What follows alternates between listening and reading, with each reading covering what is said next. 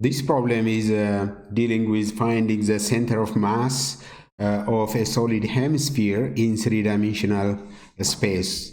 And the question is, locate center of mass of a uniform solid hemisphere of radius r from the center of the base of a hemisphere along the axis of symmetry. In this case, we chose the axis of symmetry to be the z-axis, and it is a hemisphere. The simplest way to visualize this is just cut an orange into two halves. Then you will see the you have to cut the orange in latitude, okay, in equator. Then you will see that shape. So this is just a 2D visualization of a 3D object. Okay, so that is the yellow cone inside here, the illustration draw based on this problem, because it says a uniform solid hemisphere will tell you that that is a 3D object. Okay, so now give me 1 second. Okay. The setup is as usual. If you have not seen the previous two videos for one-dimensional and two-dimensional semicircle objects, one is surface distribution, the other is just a wire bent into semicircular, and this one is now a hemisphere. So the other two videos also locating the center of mass for a 1D and a 2D, and lastly this one is for a 3D object of this shape. By the way, these are not the only geometrical shapes you have to find the center of mass anyway, but the technique, the procedure is the same, except a few modification in terms of the limits of integration and the area element, the volume element, the line element, and so on. Okay, otherwise that you can naturally derive based on the geometry of that particular problem. Okay,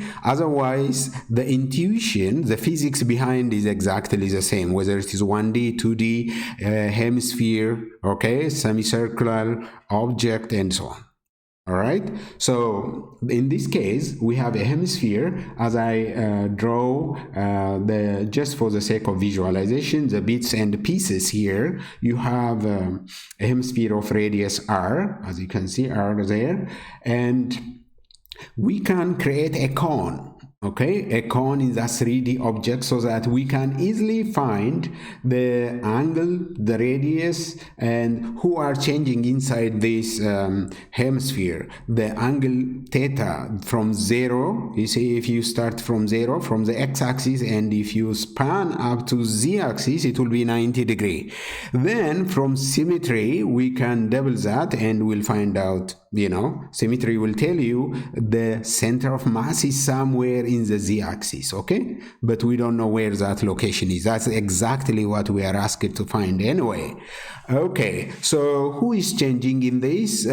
From the differential calculus perspective, the angle theta, the radius. You see, this cone is spanning, starting from the origin, it is growing, as you can see, the green one. So just imagine in 3D space, and that's where you start from the origin, and you keep the radius is changing, the angle theta is changing, okay? And of course, on the x-axis into this, this screen, there is an angle, another angle is known as phi, start from 0 and come back to 0, or 0 to 2 pi, okay? That is what you need to visualize. These are the three elements for this 3D object to find out the location of the center of mass. Okay, so the first thing right away you see is symmetry, all right?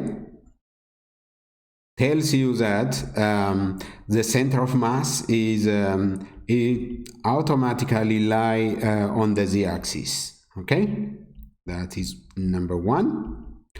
All right, then because this is a 3D object, unlike the previous two videos for 1D, we were having the line element. 2D, we have surface element. Now for this 3D, we are using the density element, okay? Density. So density, as you know from ordinary physics and chemistry, mass over volume and so on. In this case, we start with a differential form. So mass is density times volume in a regular ways, but in a differential form, small mass dm is nothing but density times the small volume dv. Okay, we are going to, so where dv is a volume element and dm is a mass element, of course, density is constant, it doesn't change. So the third thing you need to know is, by definition, the center of mass, as we guessed, it is somewhere in the z-axis. However, by definition, the center of mass, okay, by the way, there is no reason why I call that the z-axis and x-axis. You can call any axis, but naturally you know that in 3D the vertical is z, x, and y are the plane. Okay, so the center of mass is nothing but 1 over the mass, okay, the total mass, z times dm. Now, if you have seen the previous video for a 2D case, this equation, the formula, is exactly the same, okay? Is exactly the same. So you immediately realize that it is not the formula that determines whether that equation is for a 3D, 1D, or 2D. It is the geometry that you are calculating matters, okay? Otherwise, you know, by looking at the center of mass 1 over m, z dm doesn't tell you whether you are calculating center of mass for 1D, 2D, or 3D. Just as a note, okay? So now this is nothing but 1 over m, the integral of z times dm. I just got dm rho dv, okay? Rho times dv. That is the density times the volume element. As usual, it is a good strategy to use a polar coordinate instead of Cartesian or spherical coordinate. We don't need that, okay? It's gonna be tedious, but you'll end up the same answer anyway. So the smartest way is to use polar coordinate, okay, for this type of problems.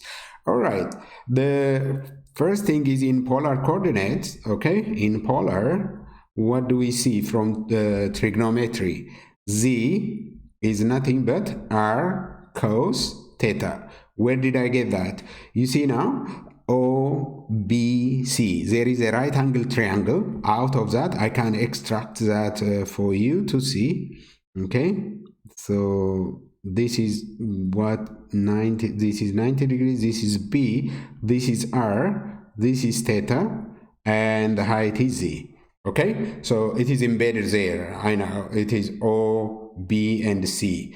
So that is a right angle triangle. That's where I got, when you take the cosine is adjacent over hypotenuse, you get r cos theta, okay? All right. And the volume element of this 3D object, volume, you know that mass over density, or geometrically, the volume of any object is nothing but the surface area times the height of something, okay? That something can be depending on the geometrical shape, all right? However, that is in Cartesian. Like in polar, it's a little bit different. So the volume is nothing but r square sine theta. These are standard derivation. You don't have to drive that, okay? R square sine theta d theta d phi dr. All right, all these d are the differential. That means, as I said in the beginning, the angle theta spanning from 0 to pi over 2, okay, from x-axis up to the positive z-axis is 90 degrees. So we are taking the little d theta, just we integrate from 0 to pi over 2. That's what that d theta differential come from.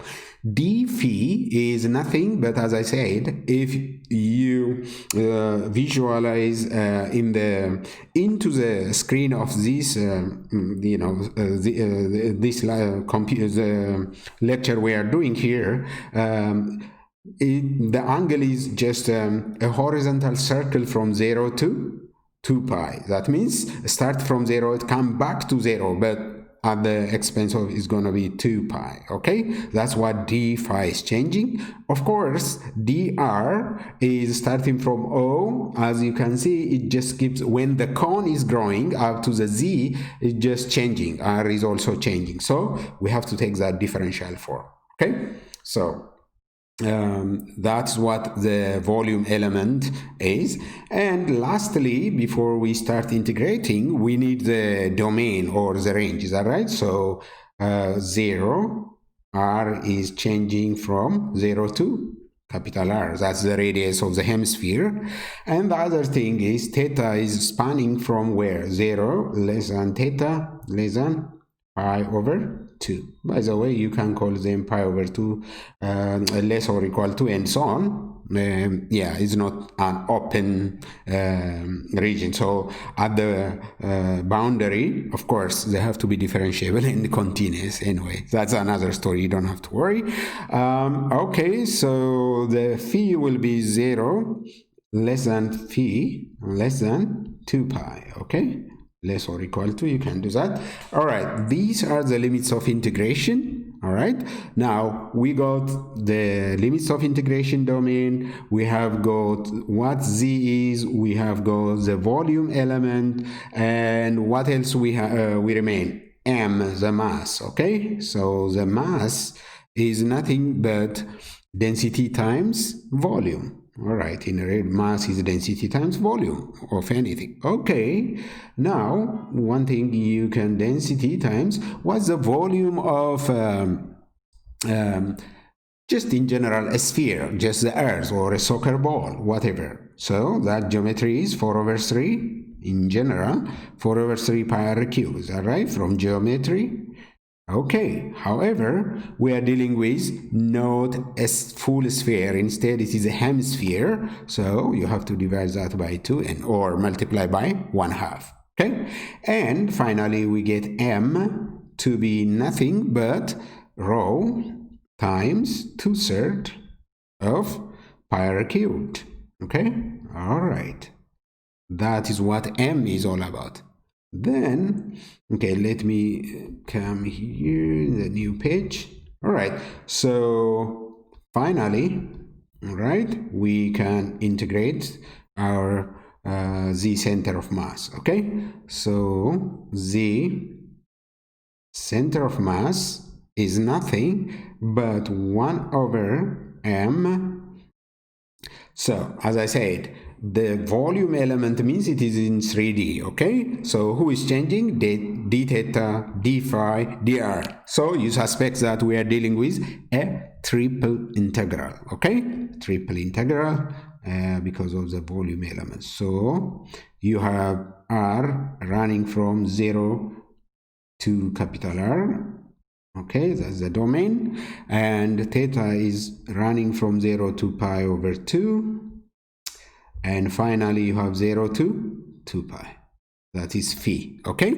And inside, you have the ZDM, as you can see here, or Z rho dV, okay? So our equation becomes Z is nothing, but we already got R cos theta, okay? And rho, and what's dV? dV is nothing but r square sine theta d theta d phi dr. Okay, that's it. This is now the setup. The rest is just regular calculus 1 calculation. So z center of mass is nothing but we got m rho 2/3 pi r cubed. So this is going to be, remember, we all right, maybe I will go one step. Okay, so it's going to be 1 over m 2 rho pi r cubed over 3. All right, that's what. Okay, of course, 0 to r, I can have r square r cubed dr. Okay, 0 to pi over 2 sine, okay, so you get what? Cosine of theta, sine of theta, d theta, and 0 to 2 pi of d theta. You can easily see d phi, I'm sorry. So you can easily see what's going on here. All right, more, okay. Now, if you integrate one by one and evaluate from their respective limits of integration, you end up the center of mass is nothing but this will be 3 over 2 pi r cubed. Why? Because you can see here rho cancel the rho here. Okay, yeah, we need rho there. Remember, we have there, or we would have canceled that there. Okay, so rho is gone for good. Okay, now we can 3 over 2 pi r cubed, and r cubed is r to the 4th over 4. When you evaluate that, you will end up to be r to the 4th over 4. Done. Okay, let's do the d phi. D phi is nothing, it is phi, so evaluate 0 to 2 pi, it is just 2 pi minus 0, which is 2 pi. Okay, let us integrate 0 to pi over 2 cos theta sine theta d theta. That's nothing but if you say let u is cos theta, then d will be minus sine theta d theta, then you will end up u squared over 2, okay? Then when you evaluate 0 to 2, u squared, and you will end up, because this is 0, so that will be 1/2, okay? Just, you don't need even any calculation there. You can easily calculate. So the center of mass is, okay, let us, okay, is gone. Okay, r is gone, 1 r left, 2, all right, 2 is 2 times 2, that is 8.